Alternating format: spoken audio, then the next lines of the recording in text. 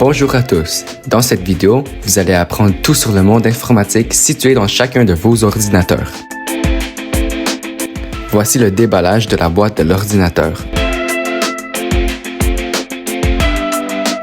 Ah, finalement le PC.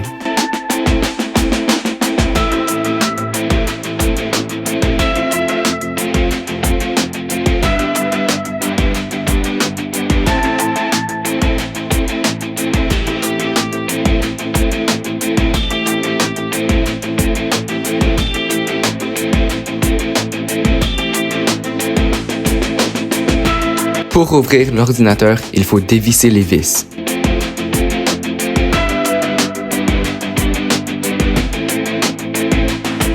Pour ce type de PC, ne sortez pas les vis de leur place. Pour exposer l'intérieur, glissez le boîtier ouvert.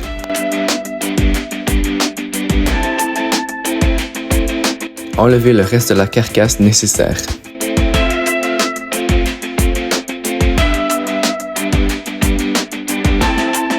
Enlevez les fils et sortez le stockage doucement.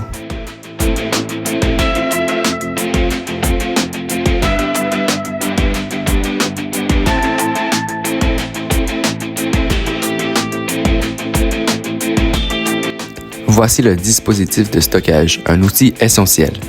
Ce dernier permet d'enregistrer et de récupérer les données numériques comme des documents, des photos, des vidéos et des logiciels. Il assure le stockage sécurisé des informations pour une utilisation ultérieure.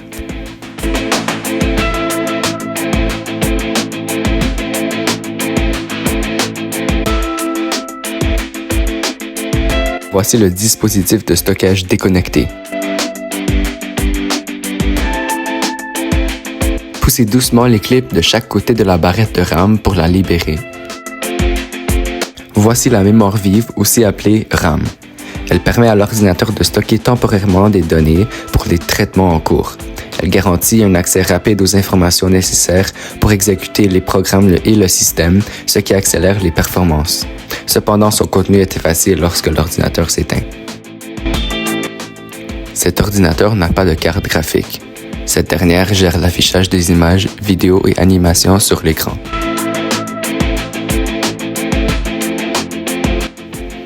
Voici la boîte d'alimentation. Elle fournit l'énergie nécessaire à tous les composants de l'ordinateur en convertissant le courant électrique à une prise de tension adaptée. Elle assure un fonctionnement stable et protège contre les surtensions.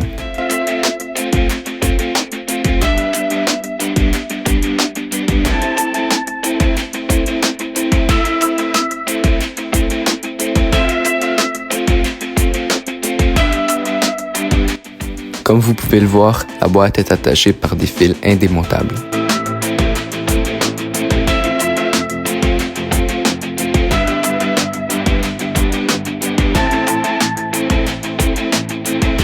Maintenant, dévissez les vis pour enlever le système de refroidissement.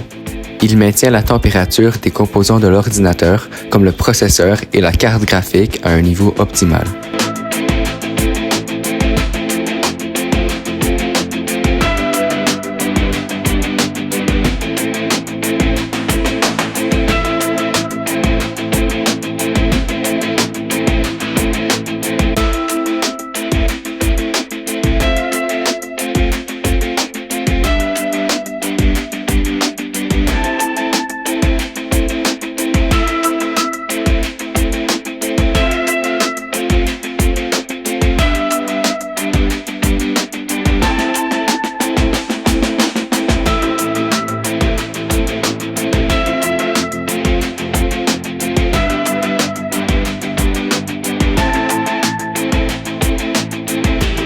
Enlevez le fil connecté au ventilateur. Continuez le démontage du système de refroidissement en dévissant le courant où passe l'air.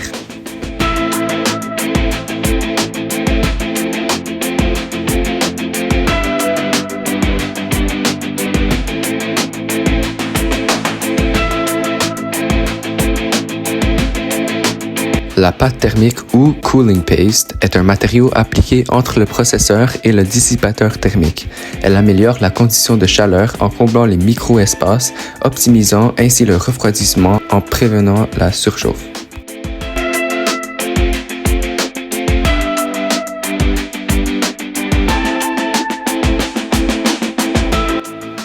Maintenant, on enlève le processeur ou CPU. Ce dernier est considéré comme la partie la plus importante du PC. C'est le cerveau de l'ordinateur, exécutant les instructions et coordonnant les opérations des différents composants pour assurer le bon fonctionnement du système.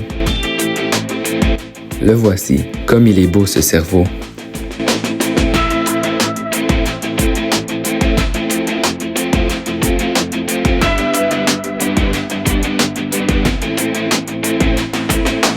Voici la carte mère.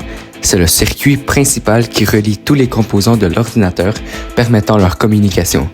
Les périphériques d'entrée, comme le clavier et la souris, permettent à l'utilisateur d'interagir avec le système, tandis que les périphériques de sortie, comme l'écran et l'imprimante, affichent ou restituent l'information traitée par l'ordinateur.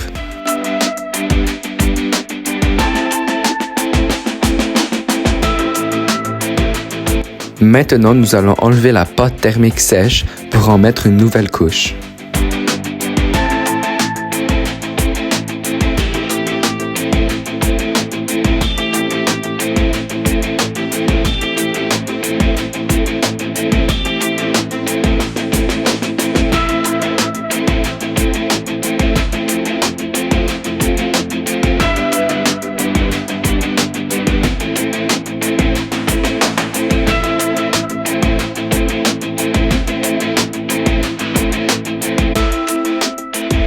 On remet le processeur en place pour pouvoir appliquer la pâte thermique.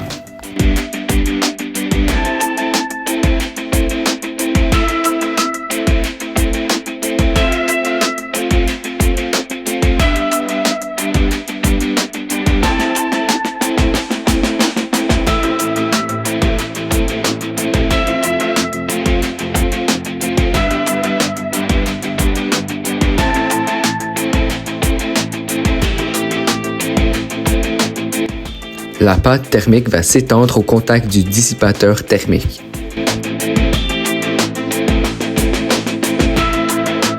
Et voilà, on remonte l'ordinateur comme il était avant.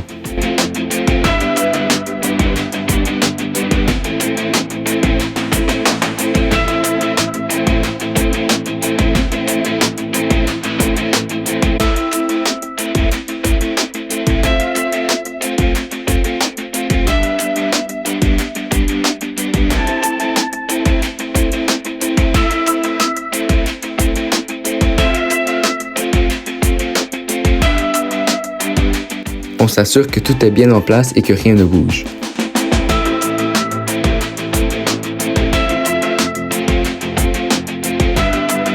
Allez hop, on remet le ventilateur.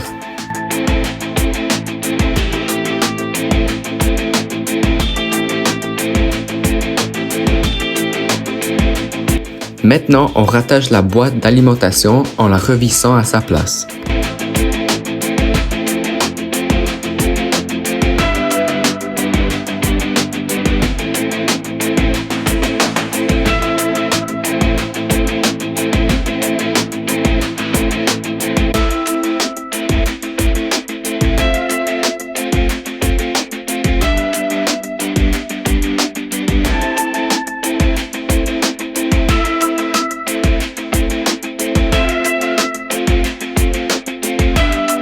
Maintenant, pour la mémoire vive, on la rattache délicatement à sa place.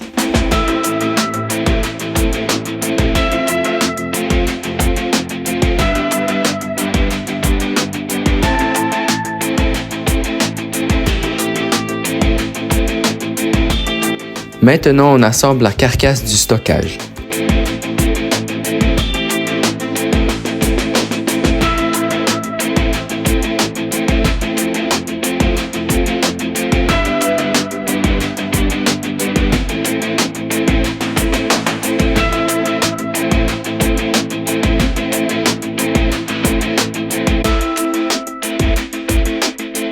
Il ne faut pas oublier de rattacher les fils.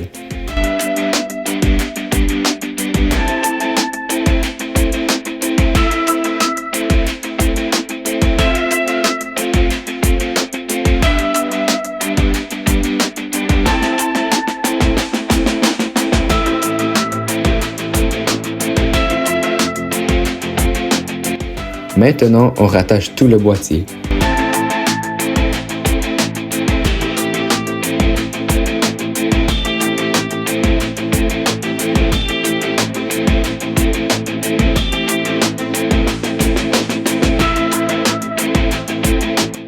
Pour la dernière étape, on glisse le couvercle de la carcasse et on le visse à sa place.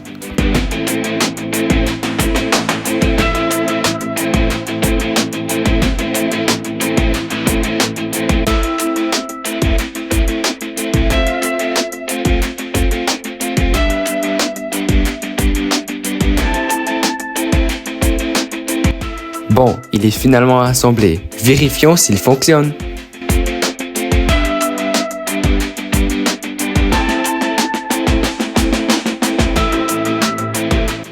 Voici le clavier.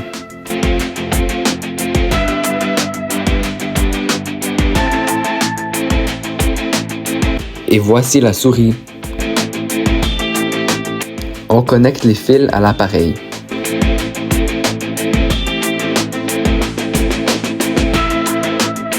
Allumons les dispositifs.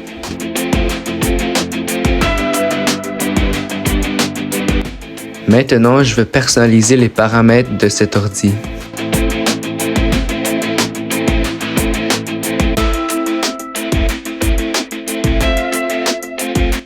On connecte le câble réseau.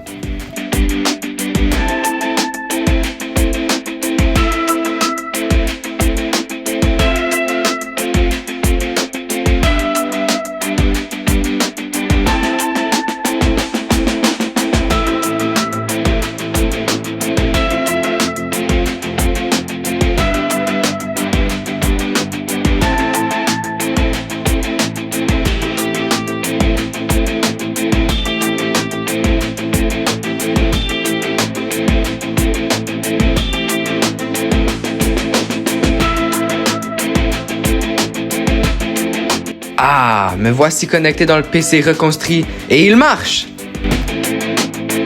Je vais taper n'importe quoi comme bonjour pour voir que les moteurs de recherche marchent.